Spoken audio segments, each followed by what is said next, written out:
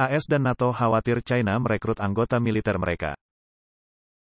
Pada tanggal 12 Februari di Simposium Perang Asosiasi Angkatan Udara dan Luar Angkasa di Colorado, Jenderal James Hacker mengungkapkan bahwa China telah mengincar anggota NATO untuk memanfaatkan bakat militer mereka, dengan fokus pada personel saat ini dan mantan personel.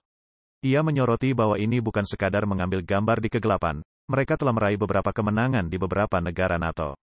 Jenderal Hacker mengatakan bahwa kami segera mengetahui hal ini dan berhasil mendapatkan kembali beberapa orang kami, seringkali karena mereka memilih untuk kembali, meskipun rinciannya berbeda-beda di setiap negara. Dalam beberapa kasus, undang-undang harus diubah agar dapat menarik anggota militernya, tanpa menghilangkan nama negara manapun.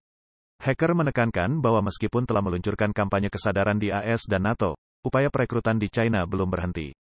Dia menekankan pentingnya menjaga agar para veteran, terutama pilot, selalu mengetahui upaya-upaya yang sedang berlangsung dan sejujurnya tidak dapat diterima itu. Untuk mengatasi masalah ini secara langsung, sebuah konferensi bertajuk, Mengamankan Keahlian Militer Kita dari Musuh, diadakan bulan lalu di Pangkalan Udara Ramstein, Jerman. Acara tersebut menampilkan pertemuan para petinggi militer, perwira intelijen, dan pemain kunci dari AS, 22 sekutu NATO, dan mitra Five Eyes, dengan fokus pada ancaman perekrutan China terhadap keamanan AS. Angkatan Udara AS di Eropa, Angkatan Udara Afrika, USAFEAFAFRICA, menandai perekrutan China sebagai sebuah bahaya yang jelas dan nyata, mengingat perpaduan taktik mereka yang berani dan licik untuk memikat para anggota militer. Orang-orang ini, mulai dari pilot hingga ahli teknis, memegang kunci pengetahuan militer penting. China telah memancing mereka melalui iklan pekerjaan dan pendekatan langsung, memberikan tawaran menarik untuk mendapatkan wawasan tentang strategi tempur udara AS. Konferensi tersebut bertujuan untuk berbagi intelijen, strategi, dan menetapkan target kolektif untuk melawan tindakan China. Hal ini juga mendorong siapapun yang didekati oleh entitas asing untuk pelatihan militer agar melapor ke kantor investigasi Angkatan Udara AS. Pada September tahun 2023, Jenderal Charles K. Brown Jr., yang kini menjabat sebagai Ketua Kepala Staf Gabungan, mengirimkan peringatan. Dia mengatakan kepada US Airmen bahwa China berusaha menggunakan keterampilan dan pengetahuan mereka untuk memperkuat kemampuan militernya. Jenderal Brown menjelaskan bahwa perusahaan-perusahaan asing secara khusus ingin merekrut personel militer terlatih AS dan NATO untuk melatih militer China, sehingga menutupi kesenjangan dalam keterampilan militer China.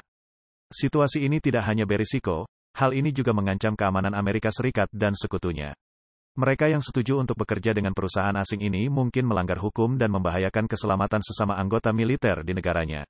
Pada Juni tahun 2023, Departemen Perdagangan AS mengambil tindakan terhadap beberapa perusahaan, termasuk Frontier Services Group Limited dan Test Flying Academy of South Africa. Perusahaan-perusahaan ini dihukum karena melatih pilot militer China dengan menggunakan pengetahuan dari sumber-sumber Barat dan NATO. Salah satu kasus penting melibatkan Daniel Dugan, mantan pilot marinir AS yang memegang berkewarganegaraan Australia.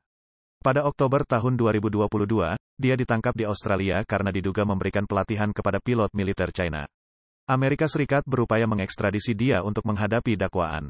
Selain itu, pada tahun 2022, Kementerian Pertahanan Inggris mengungkapkan bahwa sekitar 30 mantan pilot militer Inggris telah dipekerjakan oleh sebuah perusahaan swasta di Afrika Selatan untuk melatih pilot China. Pilot-pilot ini dilaporkan ditawari sekitar $270.000 AS per tahun atas layanan mereka. Intinya, peringatan Jenderal Brown menyoroti kekhawatiran yang signifikan. Perekrutan pakar militer Barat oleh entitas asing untuk meningkatkan kemampuan militer China merupakan ancaman terhadap keamanan global.